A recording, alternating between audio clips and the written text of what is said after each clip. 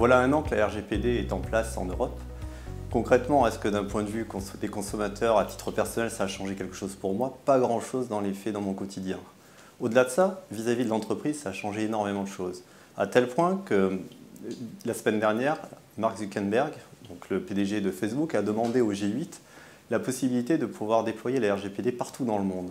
Alors c'est certainement pas par humanisme qui demande ça, c'est aussi parce que ça représente un avantage concurrentiel indéniable pour Facebook, qui a déjà géré la RGPD en Europe et qui très facilement va pouvoir le déployer sur le reste du monde, ce qui provoque un avantage concurrentiel dans la mesure où un nouvel acteur va devoir s'occuper de la mise en place de la RGPD partout et ça coûte très cher.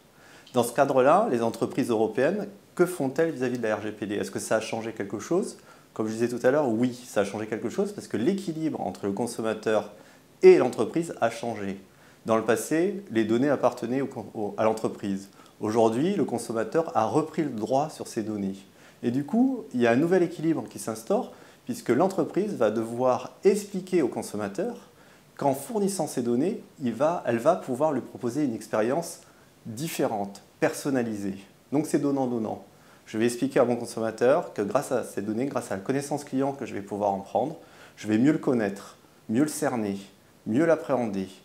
Et à partir de tout ça, lui proposer des produits qui lui parlent, des textes ou du contenu qui lui parlent, qui l'intéressent. Évidemment, le consommateur, en face de ça, il est pris dans un duel, une dualité forte, entre la peur de confier ses données à un tiers et le besoin de le faire parce que j'attends par ailleurs une expérience complètement personnalisée. L'entreprise est face à cette dualité. Pour la résoudre, si elle continue à travailler comme elle le fait d'habitude, ça ne marchera pas. Pourquoi? Parce que l'enjeu de l'utilisation de la donnée, ça va être d'apporter une hyper-personnalisation, de prendre en considération la singularité de chacun d'entre nous. Pour faire ça, si c'est des humains qui le font, des marketeurs comme d'habitude, c'est impossible. Moi, humain, je ne sais pas prendre 2, 3, 4 décisions en même temps. Je ne sais pas faire ça.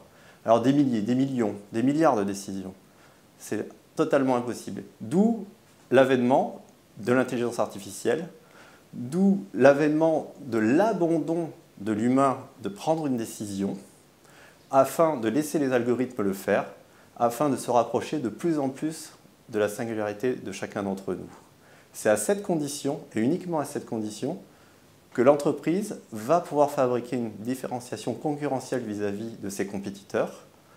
Cette différenciation n'existe, encore une fois, que grâce aux données que le consommateur voudra bien lui fournir.